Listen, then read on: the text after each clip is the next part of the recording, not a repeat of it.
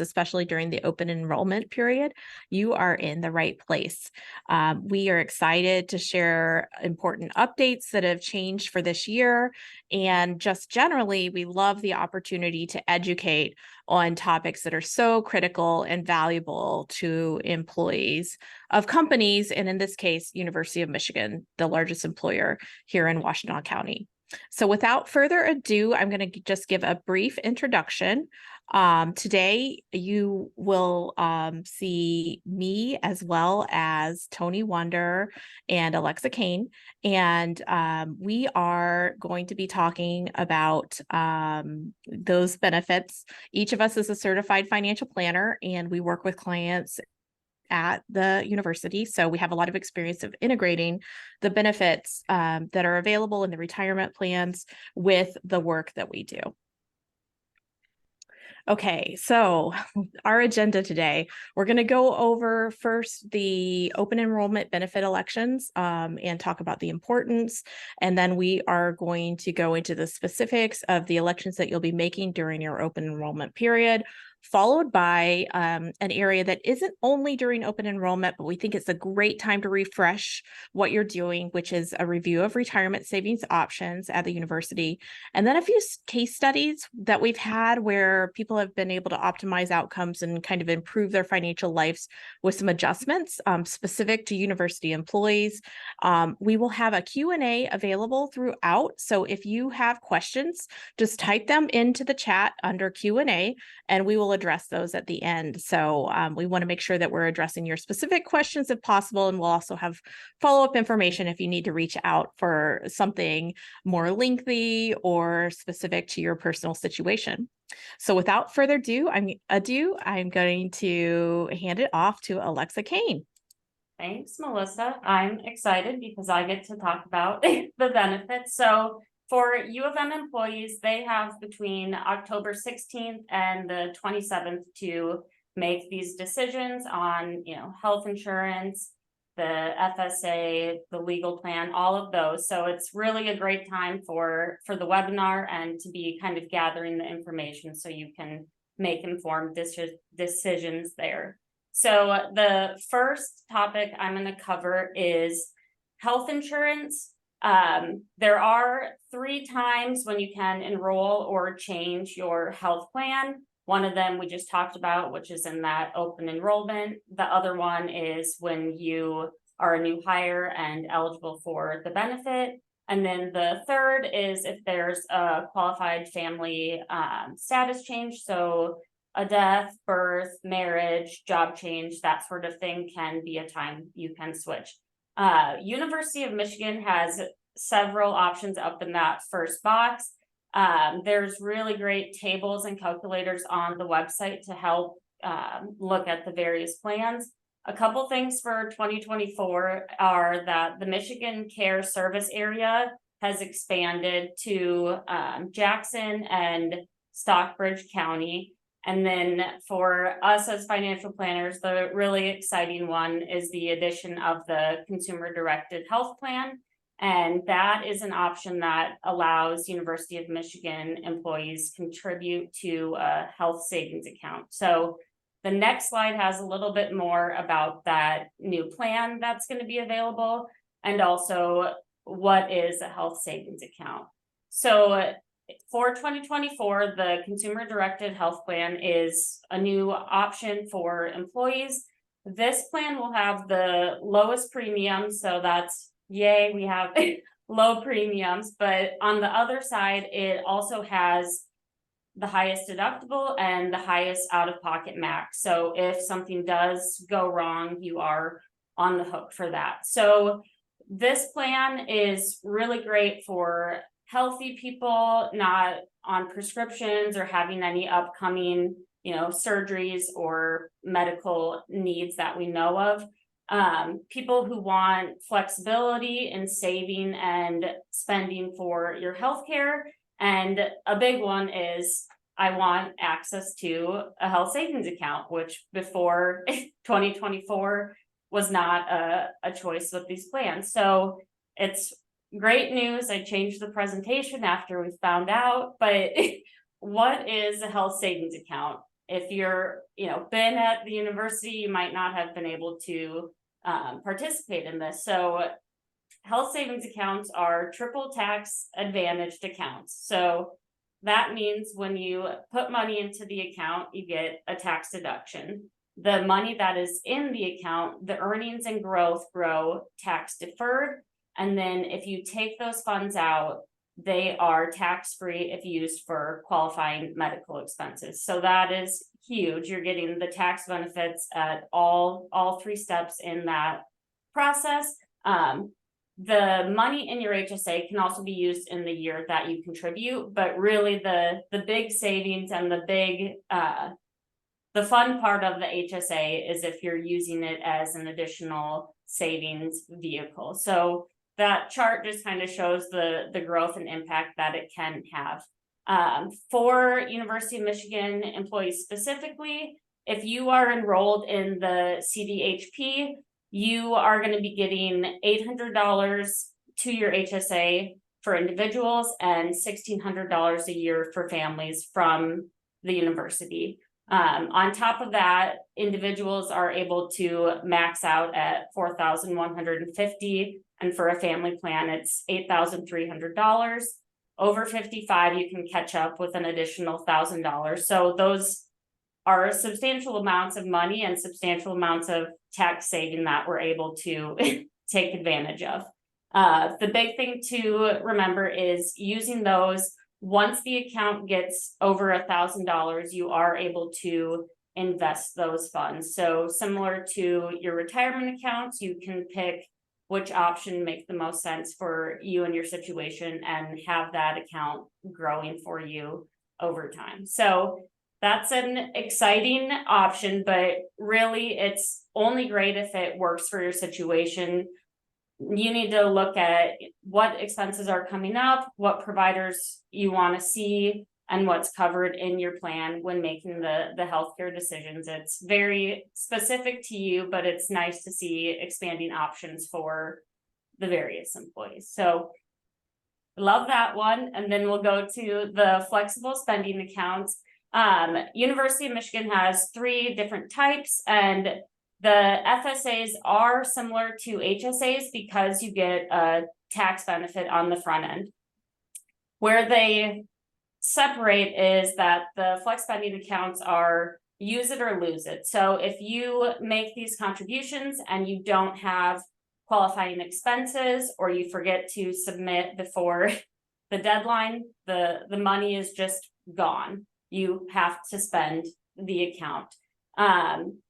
That's, a lot of things to keep track of and making sure you're hitting the right amount. There is a calculator on the U of M website that can help you calculate what the costs are going to be there, but it is just an extra step and thing to monitor. And a couple notes on the U of M specific ones. The healthcare FSA, that one you cannot do if you are enrolled in the CDHP health plan. So if you are able to use the HSA, you can't use the healthcare FSA, but you are able to use the limited purpose FSA. So you just have to be aware of what you're eligible to use. And then the dependent care, if you have children or other dependents, that can be great. One thing to keep in mind is using the dependent care tax credit. So it's important to talk with your CPA and figure out what makes the most sense for your specific situation. So just another option to save on taxes for these expenses that we all have to to deal with. And the next one I'll talk about is estate planning. As U of M employees, there are a couple options to access estate planning. So through the U of M legal services plan, this is monthly. If you're part of it, you'll see it on your pay stubs. They can help with wills, estate planning, other legal matters, real estate debt, all of that. And there is a list of attorneys, and you engage with one and they will help you complete your documents. If you participate in the optional life insurance through MetLife, there is an online service to complete a simple will. So just the basic services there. And then, of course, if you're not utilizing the U of M legal services plan or the will preparation, you can use an outside attorney or other online options. It really just depends on your situation, and if you are using an attorney, making sure you find one that, you know, is responsive and is really helping you execute on the wishes and desires that are important to you. And then just a couple things that we want to make sure you have in place, which the attorneys will definitely make sure you do. Patient advocate is getting someone in place that can make the medical decisions if you're not able. The power of attorney, the same situation for your financial affairs. It does not have to be the same person. And then also either a will or a trust in place. So I know trusts can be more expensive and daunting, but the benefits of getting a trust is, you know, you have more control over the assets, and also it avoids probate, and it just provides more privacy to your situation. So a combination of these, maybe some other things, when you have kids, real estate, businesses, just adding to the complexity really just drives home the point of you need to get this done. To me, I think the thing for estate planning is Melissa and Tony probably agree is that people know they need to do it, but they just don't do it. So the big takeaway here is done is better than perfect, and your estate documents and your wishes will always be evolving and changing, but if you don't have anything down or in place, no one can execute on what is in your head. So do it, you can always change it, but if it's not there, it's gone. And then once you do it, make sure the beneficiaries get updated how you wanted them. So your 401A, your life insurance, your house, make sure it all gets out to the right places. So when something eventually does happen, the people that you love are set up and in the best position to handle that.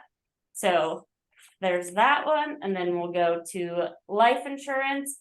There are several different ways to calculate your life insurance need. Main rule of thumb is 10 times your salary. There's the dime method. You can write on a napkin everything you want paid for, and that's the answer. But it really is important to figure out what you want to be accomplished if something were to happen to you, and, you know, make sure everything is taken care of.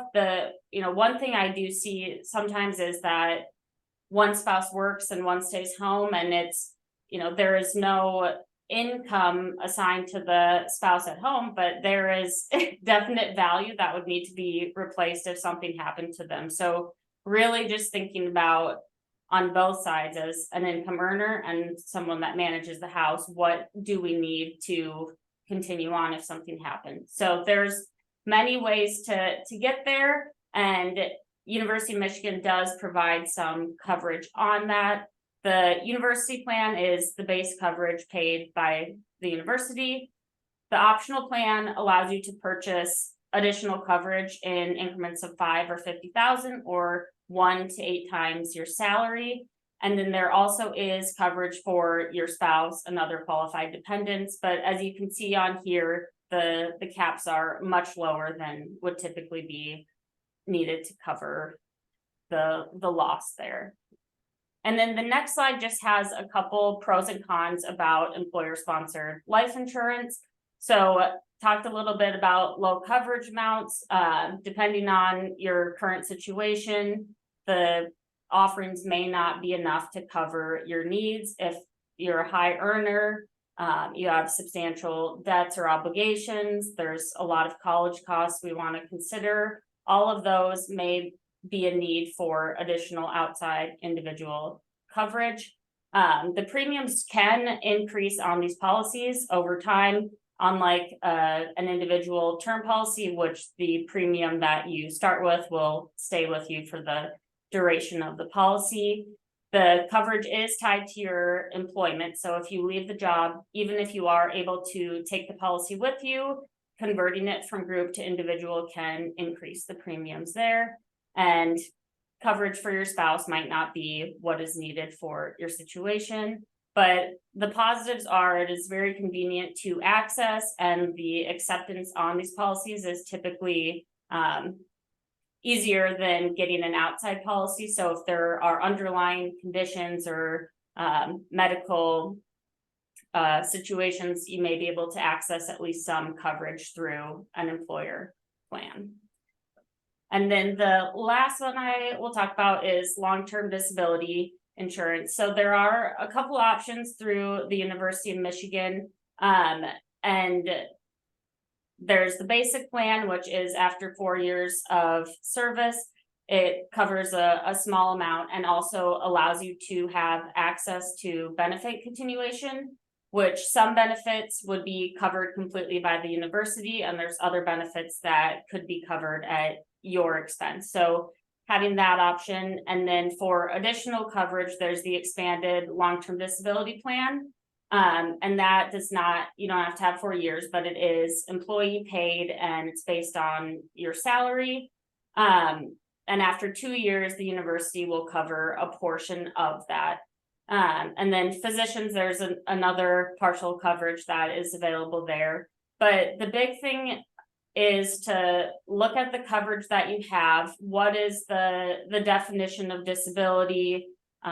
You have to use your sick pay, vacation, all of that. Is just knowing what policy you have and if it is sufficient to cover your family, because the unfortunate likelihood is that having a disability is much more likely than having someone pass away in their working years, and it can have huge impacts on you and the family unit if you're unable to work for an extended period of time. So that was a lot of pieces of the benefits, but there's definitely others we didn't hit on. But it is just making the right decision for you and your family given your current situation, and then also knowing that it is something we need to look at and reevaluate every year because the options change and so does your situation. So I will let Melissa cover the fun part of the retirement plans. Well, I would just mention right now that Alexa, first of all, great job. I think there were very specific details, and talking through all of that reminds me of how critical it is to kind of coordinate, integrate, and also set aside time, because, that enrollment period is only a couple weeks. And here's what happens in my household, even though I'm a financial planner, is my husband, says, hey, we need to choose benefits by midnight on Sunday. I'm not throwing him under the bus. I'm just saying with busy families, it's really difficult to set aside the time to make decisions. And that's one of the reasons that we are starting to talk about this now, is because there is complexity. You may decide that in your circumstances, the whole family should be under health insurance, or due to changes that it should change to each under separate employers. There may have been a change in status. You may anticipate either lower or higher healthcare costs. And so the bottom line is it's complicated. And we as financial planners always like to have the opportunity to proactively discuss with our clients, hey, here's what's going on. Let's plan to revisit in the fall when you get to that enrollment period time so that you can maximize things. So there were so many reminders to me about the importance of coordination between one spouse's benefits and the other, if you were in a relationship where you both have benefits together. So just thank you for that excellent summary. And I'm going to get back to the presentation because we're switching gears just a little bit. And now we're going to talk about the University of Michigan retirement plans. When I look at employment at University of Michigan, one of the things that is, when there used to be no HSA plan and no high deductible plan, I would tell employees of Michigan, that's okay, because you guys have such great benefits, and really like a huge part of your compensation is the really nice benefit packages that you have. And the same goes when it comes to retirement plans. So I would say there's a ton of opportunity for you if you do have additional, capacity to save, which is a whole separate conversation about your cash flow and family budget. And we'll talk about that in the case studies in a little while. So there's a lot of opportunities and a very high amount that you're able to save relative to many other employers. But it gets complicated quite quickly because there are multiple custodians that you can use, and there are multiple plans within your plans. And so, the alphabet soup that I'm going to start with really starts to ramp up the complicating factor. And what behavioral finance shows us and studies show us is that with making added complexity, that lowers the people's ability to kind of make decisions, decide, and stick with. So hopefully this conversation will give you some extra energy to revisit your decisions on your retirement plans. And I always love coordinating it with either the time of year, or if you get a new contract or have, kind of an adjustment to your income, a cost of living adjustment, then it's great to set aside a time at the same time to review your retirement benefits then. So let's get started. And many of you are likely familiar with this, but I love to remind you, because it is a little complicated, that there are three main plans, each that are tied to Department of Labor plan names. And so the 401A is where university contributions or the university match goes into. The 403B is like a 401K.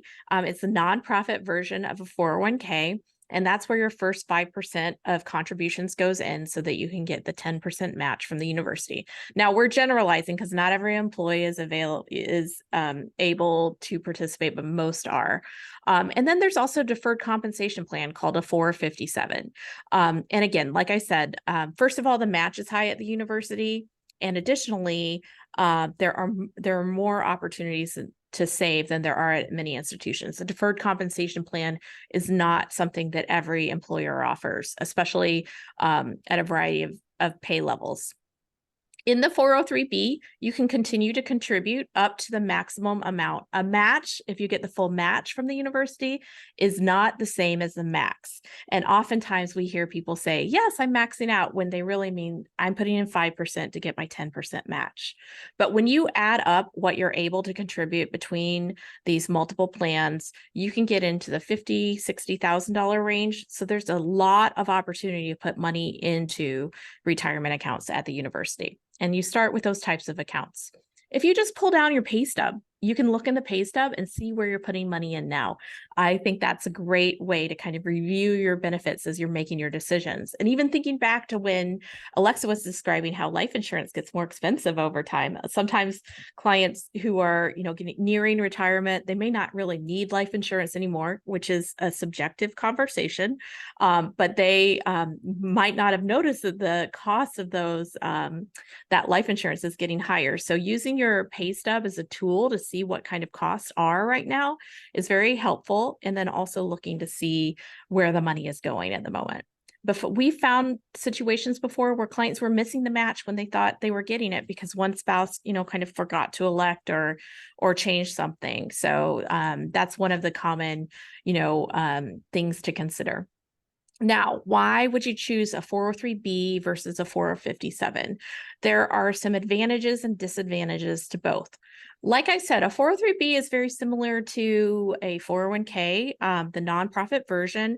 There's a lot of portability and you can move the 403B around. So if you thought you might move to a different employer, the 403B could go to your next employer or easily be rolled over into an IRA that you could control. So there's portability there. It follows the rules of how you take out money, like a typical retirement plan. What does that mean? Well, in most cases, you need to be age 59 and a half in order to take money out. And then they would be subject to minimum distributions. When you get, this says 72, but we're actually transitioning higher with new laws so that it's 73, 74, 75. And we took this information straight off the university website.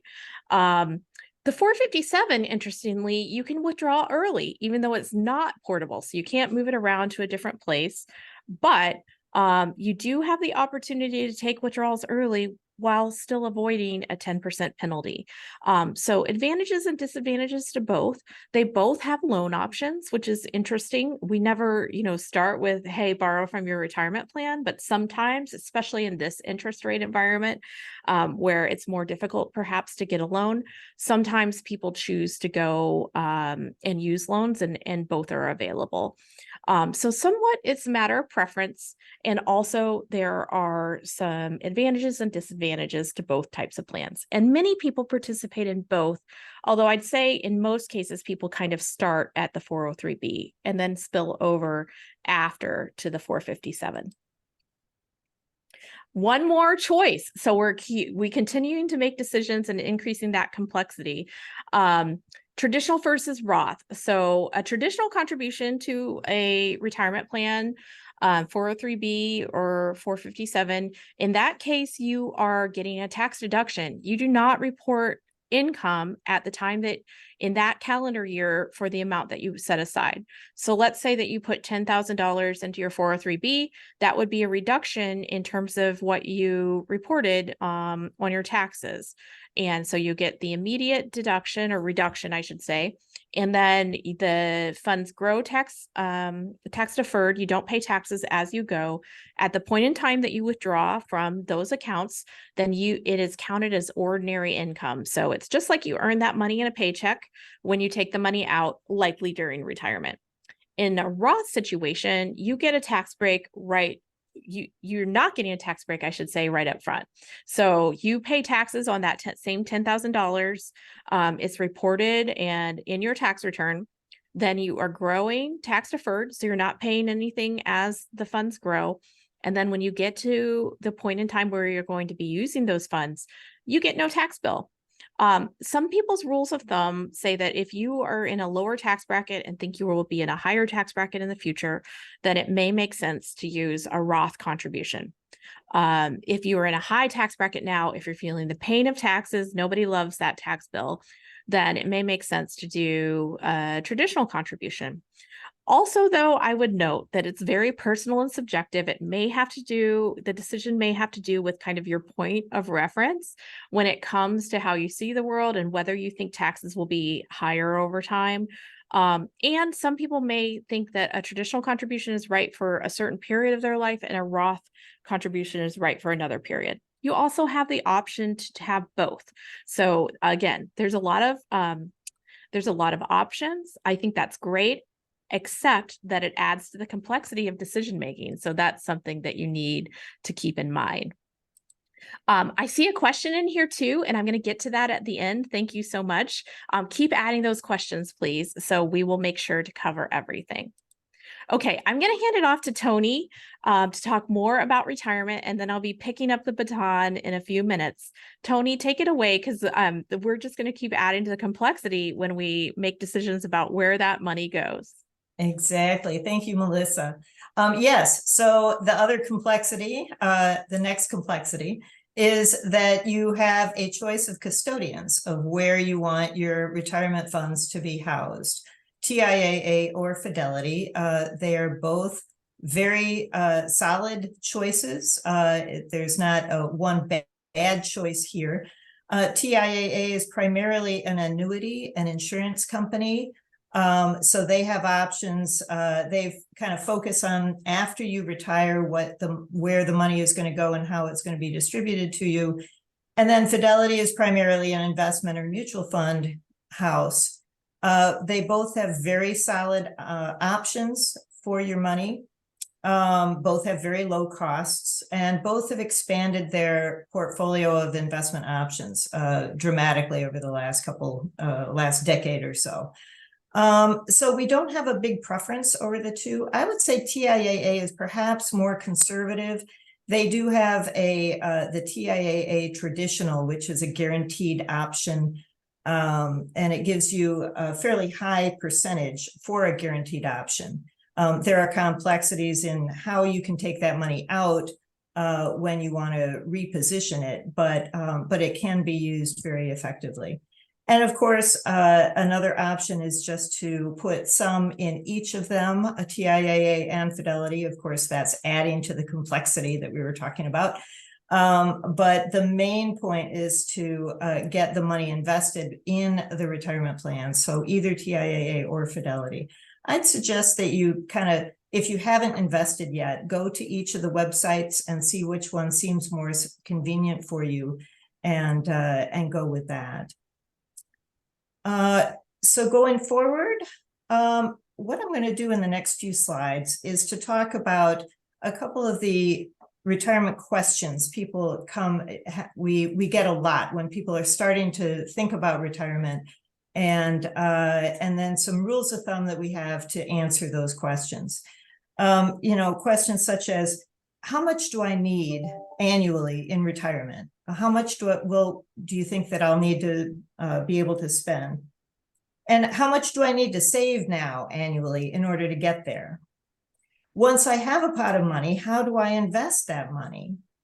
And then finally, how will I know when I have enough and can retire? So the answer to all of these questions, of course, is it depends. And the best way to determine how all of these questions is to do a comprehensive financial plan and keep it updated as you're going through your retirement planning process. But there are some rules of thumb to kind of get you started and set you in the right frame of mind going forward. So the first of these, how much am I going to need at retirement? The rule of thumb is usually 70 to 80% of your current income. Well, that may seem kind of confusing because your income may be changing as you're going through your work career. So it's 70 to 80% of what? And it's 70 to 80% of the income when you retire. So, it is a moving target, but at least it gives you something to kind of think about.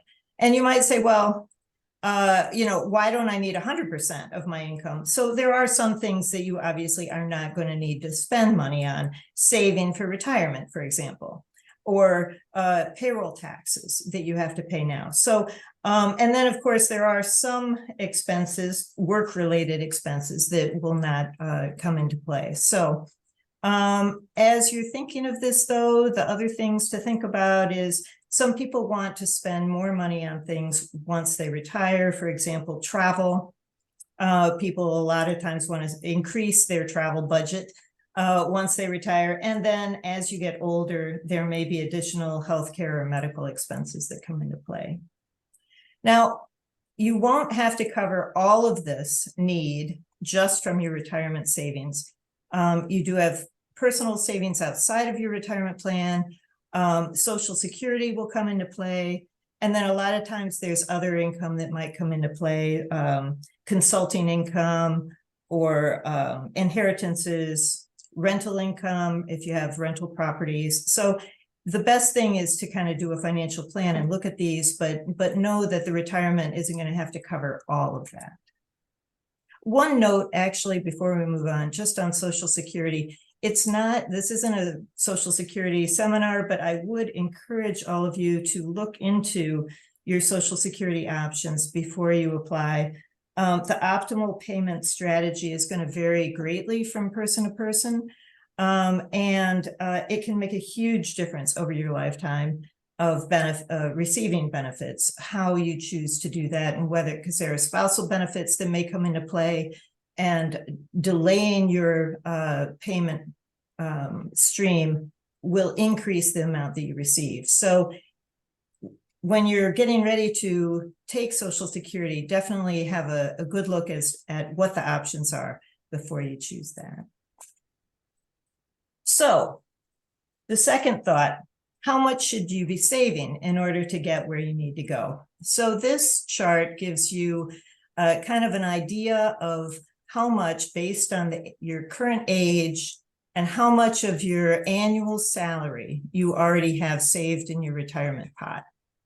And again, this is just rules of thumb, but if you are 45 and you already have 2.5 times your salary saved in your retirement account, you might want to look to save about 8% per year in your retirement. Now, the good news for all of you at U of M is that this chart was created without the idea of a match. So that 8% includes that match that U of M is going to provide to you. So you guys have a little bit of a break there, but this is definitely a rule of thumb. It's not a lock it and forget it, but just to give you an idea of how much you might want to put aside. So the next question. So now you've got a pot of money, you've got it invested. How do you want to allocate that? And this is going to vary a lot depending on who you are and how you feel about investments. But just to give you kind of a rough guideline, advisors divide investments into two basic categories. There's the equity or the higher risk categories, and then there's the fixed income or the bonds, lower risk assets. And then they define the risk in a portfolio based on a percentage of those two buckets. So the percentage of bonds versus stocks, that's what we consider your risk tolerance. So obviously, the younger you are, the longer time horizon you have before you need that money, the more aggressive you can afford to be in your portfolio, because you can, if there's a downturn in the market, you can wait that out until it comes back up. And over a long time horizon, we expect the stock market to outperform the bond market. So if you have more than 15 years and you feel you're an aggressive investor, you don't mind seeing downturns and variability in your portfolio, you might want to have 80 or maybe even more, maybe up to 100% of your portfolio in stocks. And that would be the lower portion there over on the right. If you're 5 years away from retirement, you're probably not going to want to have that much volatility in your portfolio. And depending on how risk averse you are, you might want to have the majority of your money at that point in bonds or a fixed income asset. And then the last item is, how do you know you're going to have enough? How will you be able to retire once you've got a big pot of money and you say, well, I want to retire, but how much will I be able to take out on a regular basis? So about 30 years ago, they did a number of studies that determined that the average safe withdrawal rate was 4%. So if you're in your mid 60s and you have a pot of money, you can take 4% of that money, of that dollar amount out. That 4% can grow with inflation, and it should be able to maintain a 30-year retirement. Now, that has been reviewed and revised throughout that 30-year period, but it still seems as though a 3 to 6% withdrawal rate is a safe withdrawal rate. So again, rule of thumb, wouldn't want to count on it necessarily, but it gives you a point of reference. If you have $1 million saved out, you can take about 40% or $40,000 out. That $40,000 should be able to grow with inflation, and you should have money throughout a 30-year period. So now let's move towards some case studies where we can implement some of these ideas.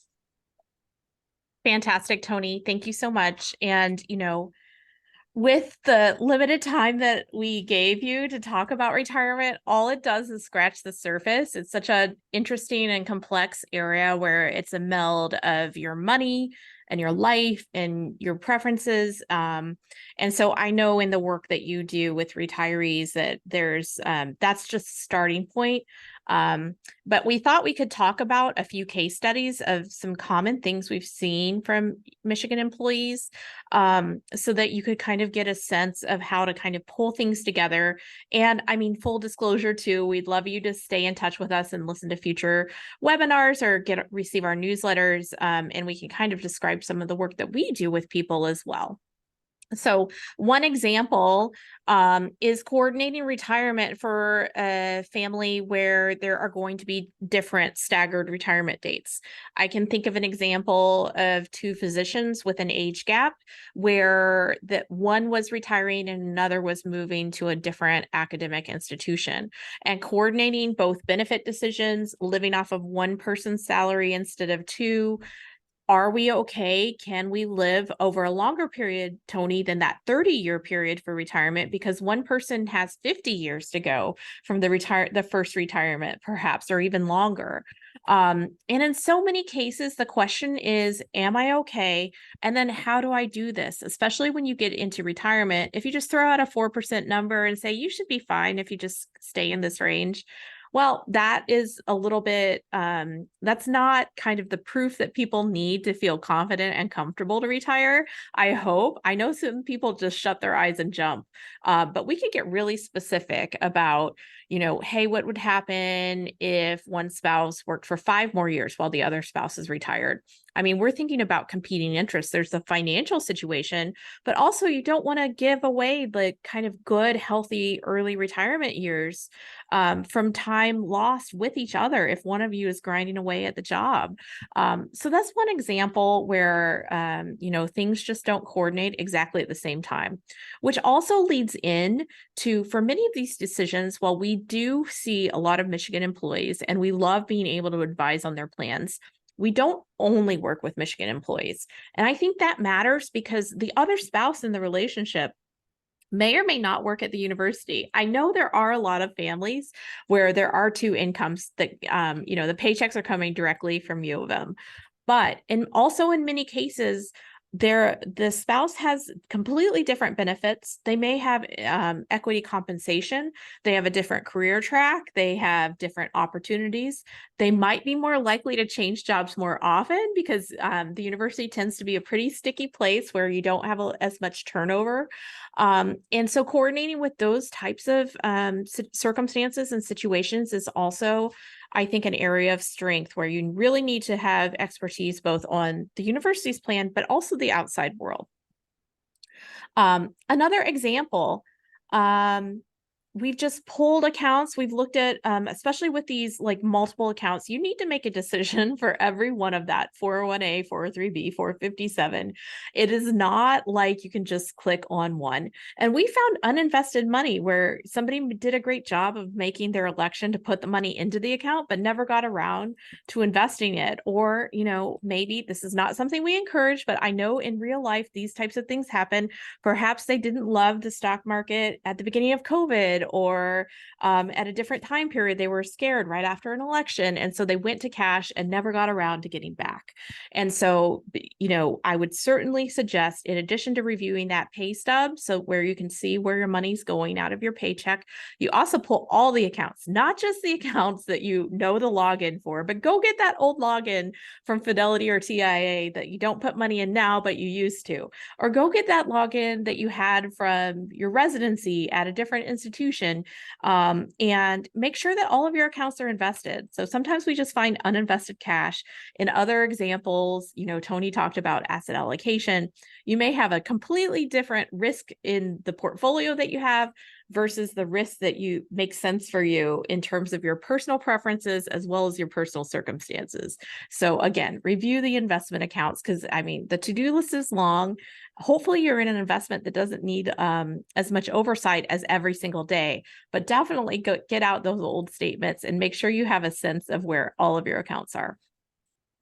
Here's another example that we've seen a few times. At the university, you can save so much. And like we said, but sometimes we see a case where a family is putting $50,000, $60,000 into the retirement plans, and then they're racking up credit card bills because they don't have enough to pay the bills for an expanding family's needs.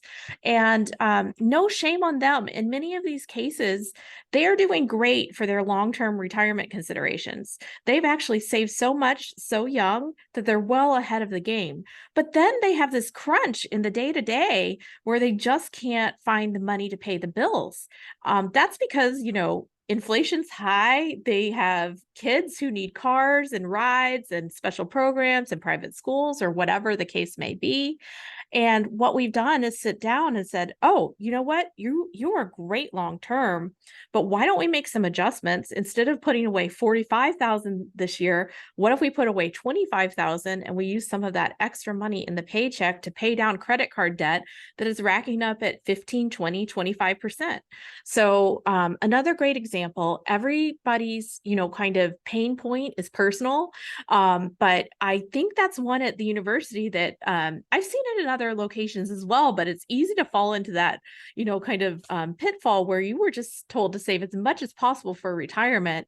And then you turn around and you're like, oh my gosh, how do I pay this month's, for the gas for this teenager that needs to get to their special, their special stuff. And so I think that's another example where you may need, kind of a financial planner to assist you, or just look at your benefits and say, hey, for a short-term time period, we cannot afford to pay 20, 25% in credit card debt to get our 20% put away. Also incorporating your personal values into your University of Michigan retirement portfolio. This is something that Tony especially loves to work on, which is in many cases, environmental, social, and governance or social responsibility investments.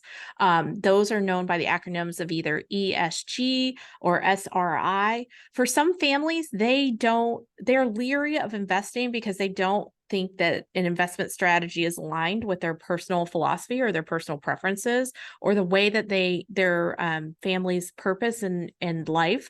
And in both TIAA and more recently in Fidelity, but TIAA was kind of the start, there are options that may be a little bit more beneficial in terms of kind of world perspective. Now, I don't want to assume what your personal preferences are. So everybody is unique and different. And in fact, Tony has software that she uses to help identify the most important things to a family.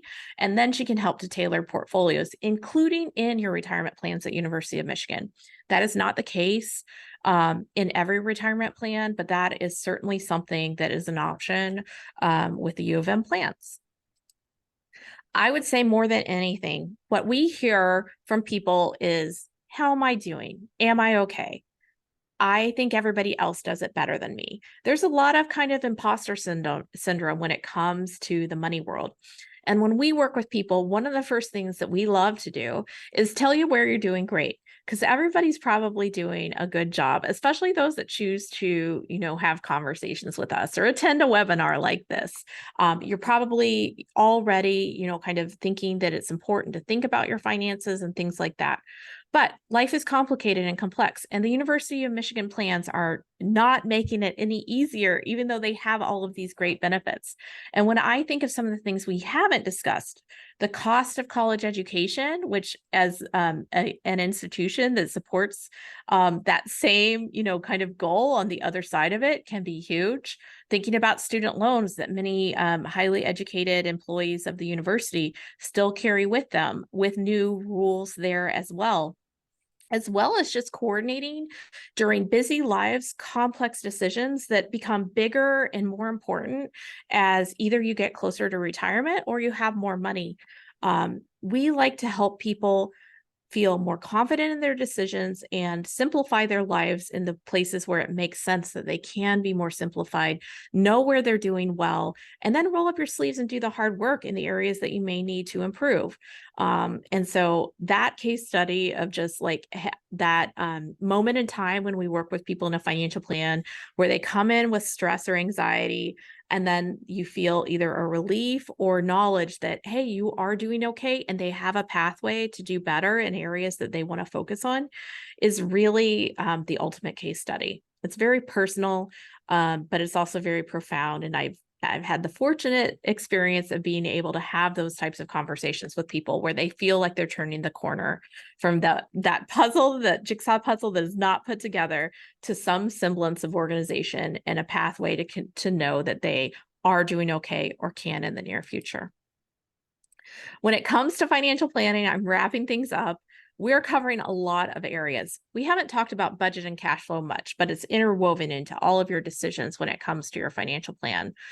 Certainly your benefits include insurance and then retirement decisions. It's a huge component of your retirement. But amongst it all, you're really trying to protect and grow your human capital, turn it into physical assets that you will be able to use over your lifetime. If you want to stay in touch with us as I start to cover Q&A and just give you a few more minutes to ask any questions, I want to make sure that we have our legal disclosures. I always put those before the Q&A so I can make sure I get to them. We're going to be answering your questions now. And the first question is on life insurance. So Alexa, I'm putting you on the spot. I apologize. Tony, I won't put you on the spot. No worries. But the question is, that basic coverage that the university provides, is that free, or who pays for it basically? Are you automatically enrolled? And then what happens if you pass away while you're not employed by the university? So that is fully paid by the university. You are automatically enrolled unless you joined before, I believe it's 2001. So if you're a newer employee, yes, you are covered. I can find that exact date, but it is automatic and paid for by the university.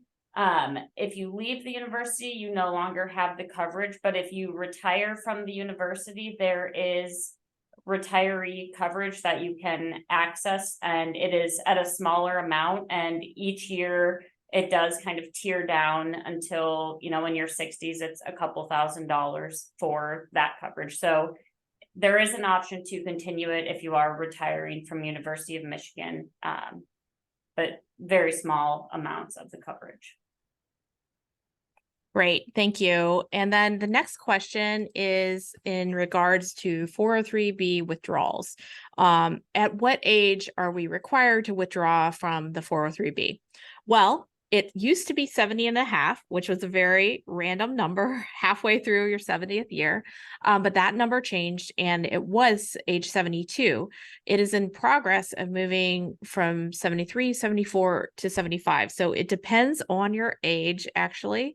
But it continues to get older. This is a really interesting area because it's like one place where everybody in Congress agrees that they don't like the required distribution, so they keep elongating it.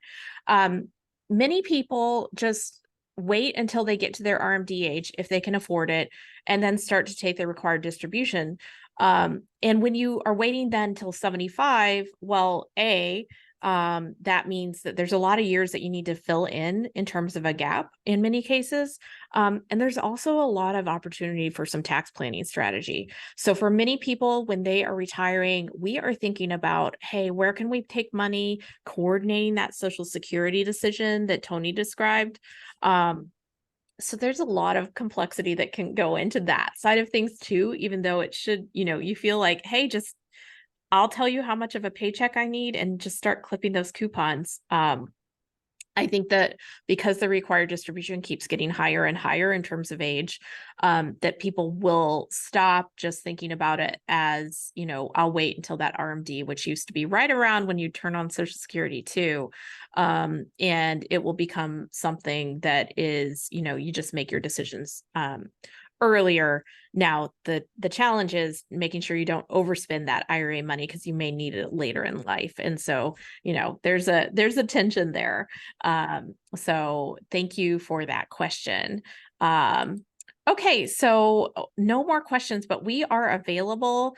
I've got, first of all, you can contact us on social media, but also each of us is available. If you go to our website, you can find our emails, and we're actually going to send you a follow-up email in the next couple of days that has all of our contact info so you can follow up with questions. I would just mention, additionally, a newsletter sign up if interested, which has events like this. In October, we'll be hosting another one of these sessions, which you can tell your friends about, but also an economic and investment update. And in November, we'll have a year-end kind of financial planning review for the things you want to make sure you get done before December 31st. this is all available on our website too. Our main office is here in Dexter, just next to Ann Arbor. But we also have offices in Grosse Pointe, Charlevoix, and Birmingham, where some of our employees work. I wanted to just turn off the screen share and show us for one last minute, because I would also mention that we each have kind of areas of focus or specialization. Tony is great working with people that are nearing retirement, really specific on the numbers of, how much can you afford to spend? What are the right tax decisions? Tony's a CPA as well as a certified financial planner. And so you really have that niche, Tony, of working with people right when they're about to retire. And then Alexa works with people that are younger accumulators, your millennial and Gen Z, high net worth earners who are going to have a lot of opportunity to save over the years and are closer to getting started than getting finished. And I'm kind of in the middle. I'm a Gen Xer myself and love to work with people when they have, they're in the thick of it, the sandwich generation. They're taking care of their parents, but they're also making sure their kids have enough for college and everything in between. So even though we're a team of all women, we love to work with families, couples that are men and women, and we work with a lot of single people as well, because we also work with people during and post divorce. So we appreciate so much whether you're listening live or listening to our recording, sticking with it. I think your decisions, you have so many opportunities. We just want to make sure that you avoid some pitfalls and take it seriously, because this is a great time to do a little financial homework for a lot of financial opportunity over time. Thanks again for joining us.